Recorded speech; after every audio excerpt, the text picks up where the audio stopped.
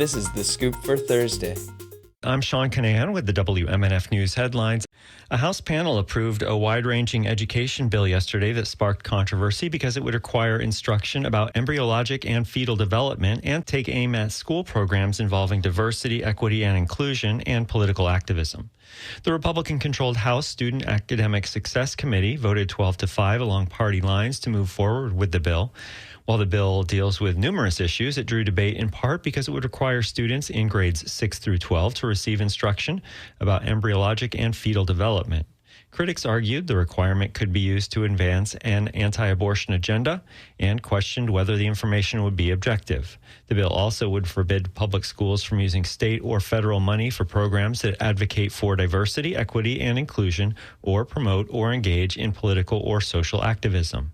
Democratic Representative Yvonne Hinson said efforts to curb what is commonly known as DEI are targeted at black people. A bill to create a Charlie Kirk Day of Remembrance in Florida advanced through a committee in the Florida Senate yesterday. WMNF's Chris Young reports the proposed commemoration would fall yearly on October 14th, which is Kirk's birthday. Kirk, a controversial conservative activist, was shot and killed last September at a Utah university. Republican Senator Jonathan Martin is the sponsor of Senate Bill 194. Charlie Kirk was gunned down engaging in his First Amendment right to debate and to communicate and to challenge controversial ideas, and we have to protect that. Kirk notably criticized the Civil Rights Act, Martin Luther King Jr., and promoted COVID-19 misinformation. During a meeting of the Senate Education Post-Secondary Committee, Democratic Senator Chevron Jones said he was appalled by the bill. What we're doing here, we're turning a blind eye to things that individuals in my community and some people in your community also would look at us and say, what are we really doing? What are we really saying? What message are we really sending? The bill passed in the Education Post-Secondary Committee 4-2. Chris Young, WMNF News. Government agencies would have 3 days to respond to public records requests and to provide estimates of how long it would take to produce the records or deny the requests under a measure approved yesterday by a House panel. The bill's Republican sponsor told the House Government Operations Subcommittee that the bill is intended to improve the way local governments and state agencies respond to records requests.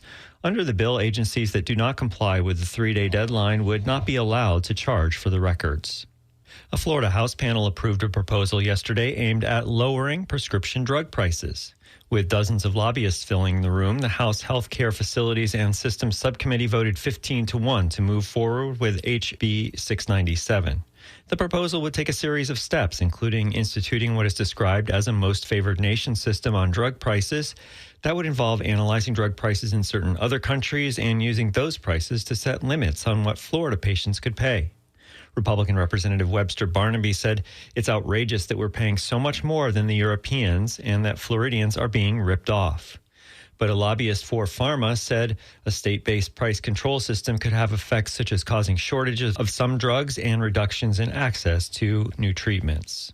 Drivers with disabilities who use specially equipped vehicles could get additional protections when parking under part of a transportation bill approved yesterday by a Florida House committee. The proposal would prohibit vehicles with permanently installed mobility access equipment from being towed or ticketed if they take up more than one parking spot.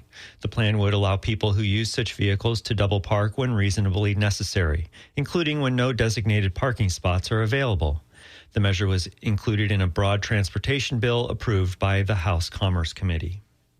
An Immigration and Customs Enforcement memo obtained by the Associated Press reveals that the agency allows immigration officers to forcibly enter homes to make arrests without a judicial warrant. This change reverses previous guidance, and it raises concerns about constitutional protections against illegal searches. The memo, signed by ICE's acting director, states that administrative warrants are sufficient to force entry if there is a final order of removal. A medical examiner has determined that a Cuban migrant held in solitary confinement at an immigration detention facility in Texas died. Geraldo Lunes Campos died this month following an altercation with guards. ICE claims the 55-year-old father of four was attempting suicide and staff tried to save him. But a witness told the Associated Press last week that Lunes Campos was handcuffed and at least 5 guards held him down and at least one put an arm around his neck and squeezed until he was unconscious. It'll be partly cloudy and warm today with highs in the high 70s, partly cloudy with overnight lows in the high 50s tonight. Tomorrow, sunny and warm, highs in the low 80s. I'm Sean Canan with the WMNF News headlines. This is The Scoop, recorded at WMNF Tampa.